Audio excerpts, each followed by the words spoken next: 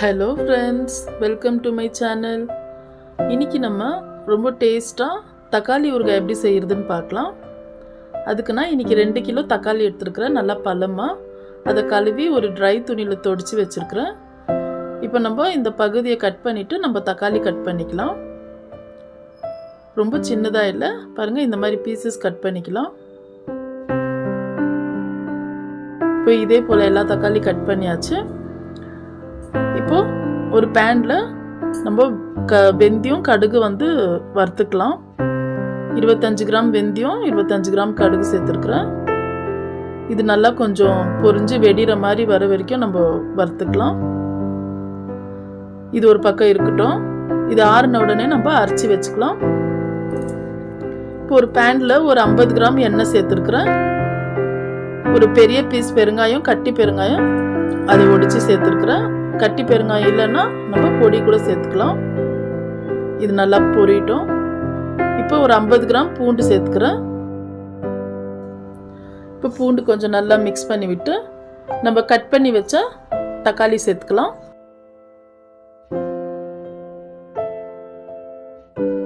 இப்போ இதை நல்லா மிக்ஸ் பண்ணி விட்டுக்கலாம். நம்ம மூடி போடக்கூடாது. மூடி போடாமல் தான் இதை வேக வைக்கணும். இப்போ பாருங்கள், நம்மளுக்கு நல்லா தக்காளியில் இருக்கிற தண்ணியெல்லாம் இறங்கி இருக்கு. இந்த டைமில் நான் 200 கிராம் புளி சேர்த்துக்கிறேன். புளியில் கொட்டை, ஓடு, நாரெல்லாம் எடுத்துட்டு க்ளீனாக சுத்தம் பண்ணி வச்சு சேர்த்துக்கணும். இந்த புளியும் தக்காளியும் நல்லா நம்மளுக்கு சாஃப்டாகி வர வரைக்கும் இதை நல்லா வேக வைக்கணும். இதில் நான் ஒரு கைப்பிடி கருவேப்பிலை நல்லா கழுவி இதையும் நல்லா தொடிச்சு சேர்த்துக்கிறேன். ஒரு சொட்டு கூட தண்ணி இருக்கக்கூடாது. ஏன்னா ஊறுகாய் ரொம்ப நாளைக்கு வச்சு சாப்பிடுவோம் இல்லையா, அதனால தான். இப்போ இது நல்லா வேகட்டும். இப்போ பாருங்கள், நம்மளுக்கு புளியும் தக்காளியும் நல்லா சாஃப்ட் ஆயிடுச்சு. இப்போ இந்த டைமில் ஸ்டவ் ஆஃப் பண்ணிவிட்டு இதை நல்லா ஒரு ஃபேன் அடியில் வச்சு நல்லா ஆற வச்சுட்டு அரைச்சிக்கலாம். இப்போ நான் 100 கிராம் உப்பு எடுத்துருக்குறேன். நம்மளுக்கு எவ்வளோ தேவையோ அவ்வளோ நம்ம அரைக்கும் போது சேர்த்துக்கலாம். இப்போ பேனில் நான் எண்ணெய் சேர்த்துக்கிறேன். 250 கிராம் எண்ணெய் சேர்த்துருக்குறேன். இப்போ நான் ஒரு 100 கிராம் பூண்டு தட்டி வச்சுருக்கிறேன், அதை சேர்த்துக்கலாம். இந்த டைமில் கடுகு தேவைப்பட்டால் சேர்த்துக்கலாம், ஆனால் நான் சேர்க்கல. பூண்டு கொஞ்சம் நல்லா பொரிட்டோம். நம்மளுக்கு அந்த பச்சை ஸ்மெல் போகணும். கொஞ்சம் லேசாக பொரிட்டோம். பாருங்கள், இந்த இவ்வளோ ஆகிற வரைக்கும் பொரிட்டோம். அதுக்கப்புறமா நம்ம தக்காளி சேர்த்துக்கலாம், அரைச்சி வச்சுருக்கிறது.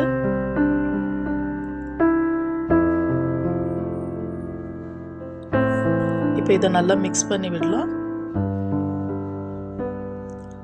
இப்போ பூண்டோட ஸ்மெல் அவ்வளோ நல்லா வருது.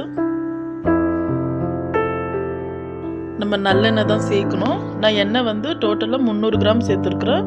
எண்ணெய் கொஞ்சம் நிறைய இருந்தால் தான் நல்லாயிருக்கும். இப்போ 1 டீஸ்பூன் மஞ்சள் தூள் சேர்த்துக்கலாம்.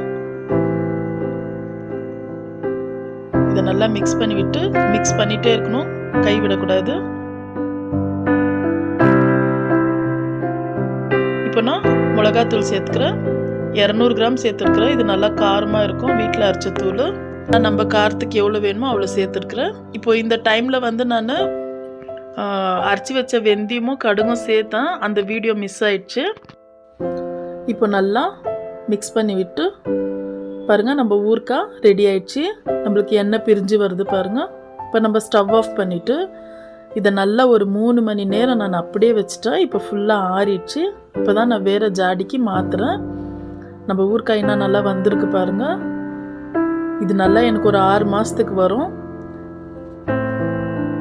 பாருங்கள். நம்மளுக்கு எண்ணெய் என்ன நல்லா பிரிஞ்சு வருது. எண்ணெய் இன்னும் கூட ஜாஸ்தி சேர்க்கலாம், ஆனால் நான் 300 கிராம் தான் சேர்த்தேன். நம்ம எண்ணெய் நல்லா சேர்த்தா நம்ம நல்லா வச்சு யூஸ் பண்ணலாம். இப்போ இதை நான் வேறு இதில் போட்டு வச்சுக்கிறேன். பாருங்கள், 2 கிலோ தக்காளிக்கு எனக்கு இவ்வளோ ஊறுகாய் வந்துச்சு. கண்டிப்பாக நீங்களும் ட்ரை பண்ணுங்கள். என் வீடியோ பிடிச்சிருந்தா லைக் பண்ணுங்கள், ஷேர் பண்ணுங்கள், மறக்காமல் சப்ஸ்கிரைப் பண்ணுங்கள். தேங்க்யூ.